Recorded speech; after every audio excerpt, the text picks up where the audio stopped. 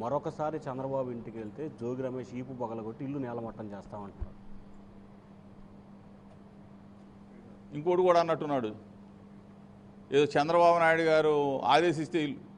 చంద్రబాబు నాయుడు ఆదేశించడం ఏంటారు? తిక్కలేదవా.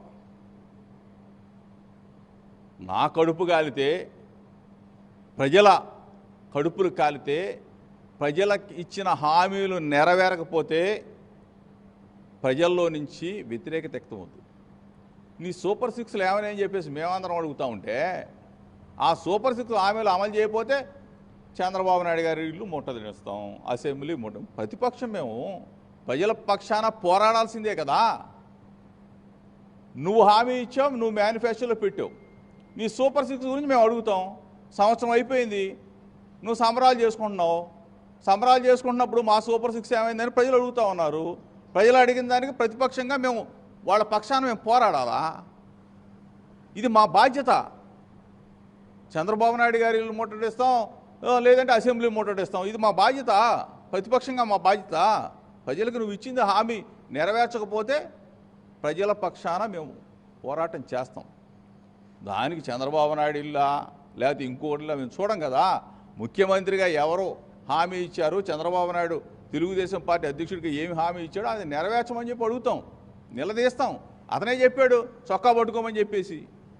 ఆడ కూటమి లీడర్లు చెప్పారు మా చొక్కా పట్టుకొని అడగమని చెప్పేసి. ఏమైపోయినాయి హామీలు? సూపర్ సిక్స్ అమలు చేయమని చెప్పి అడుగుతాను. దానికి చంద్రబాబు నాయుడు గారు నీకు చెప్పడం ఎందుకు? చంద్రబాబు నాయుడు నీకు దమ్ము ఉంటే నువ్వు రా, నీకు దమ్ము ఉంటే, నీకు ధైర్యం ఉంటే నన్ను నిలదీవయా. అంతేగాని సన్నాసి వాగుడు, సవట సన్నాసిలకు వాగొద్దని చెప్పేసి కృష్ణప్రసాద్ చెప్తాం. ఫైనల్గా ఏ సార్ ఇటీవల డిప్యూటీ సీఎం పవన్ కళ్యాణ్ కొంత ఇన్యాక్టివ్గా ఉన్నట్టు అనిపిస్తుంది, నిజమేనా సార్? పవన్ కళ్యాణ్ గారు చాలా బిజీ. ఆయన ఈ మధ్య పేపర్లో కూడా చూశారు. అంటే ఆయనకున్న అంటే ఆయనకు ఒక ఇది కూడా ఉంది కాబట్టి సినిమాలు ఇవన్నీ ఉంటాయి కదా కామన్గా.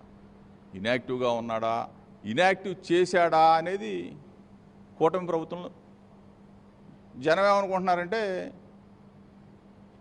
పవన్ కళ్యాణ్ గారి గొంతు నొక్కేశారు, చంద్రబాబు నొక్కేశాడు, మాట్లాడినట్లేదు ప్రజలు అనుకుంటా ఉన్నారు. మేము కోరుకునేదేంటి, మాతో పాటు పవన్ కళ్యాణ్ కూడా ప్రశ్నిస్తానన్నాడు కదా, ప్రశ్నించట్లేదు ఏంటని చెప్పేసి ప్రజలు అనుకుంటా ఉన్నారు. ప్రధాన ప్రతిపక్షంగా మేము కూడా అనుకుంటా ఉన్నాం. ప్రశ్నించాలి కదా. సూపర్ సిక్స్ ఇస్తా అన్నాడు, భాగస్వామి ఆయన, ఎందుకు ఇవ్వలేదు చంద్రబాబు నాయుడు అని చెప్పేసి ముఖ్యమంత్రి పీఠంలో ఉన్న చంద్రబాబు నాయుడు నిలదీయాలి కదా. ఆ పక్కన కూర్చున్న పవన్ కళ్యాణ్ గారు 18 సంవత్సరాలు దాటిన ప్రతి ఒక్కళ్ళకి 1500 ఇస్తానని చెప్పేసి గంటాపదంగా చెప్పారు.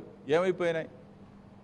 5 లక్షల ఉద్యోగాలు ఇస్తానన్నారు, నిరుద్యోగ భృతి ఇస్తానన్నారు, డ్వాక్రా అక్క చెల్లెమ్మలకు లోన్లు విపరీతంగా ఇస్తానని చెప్పారు. కాపు అక్క చెల్లెమ్మలకి కాపు నేస్తం మేము 15,000 ఇస్తే వాళ్ళు 30,000 ఇస్తా అన్నారు. చేనేత అన్నలకి 24,000 ఇస్తే వాళ్ళు 48,000 ఇస్తా అన్నారు. ఏమైపోయినాయి అన్నీ? ఇవన్నీ కూడా అందులో భాగస్వామి కాబట్టి, పక్కనే ఉంటాడు కాబట్టి ప్రశ్నించవలసిన పవన్ కళ్యాణ్ ఆయన్ని గొంతు నొక్కేశారా? మీరు అడిగినట్టు మేము కూడా ఎట్లా అడగాలి కదా. ఆయన శక్తివంతుడు, బలవంతుడు, బ్రహ్మాండంగా ఫైట్లు చేస్తాడని చెప్పేసి అందరూ ఓట్లు వేశారు కదా, అందరు నమ్మారు. మరి ఆయన అడగాలిగా. అడగకపోతే ఎట్లా? మాతో పాటు గొంతు కలపమని చెప్పేసి అడుగు.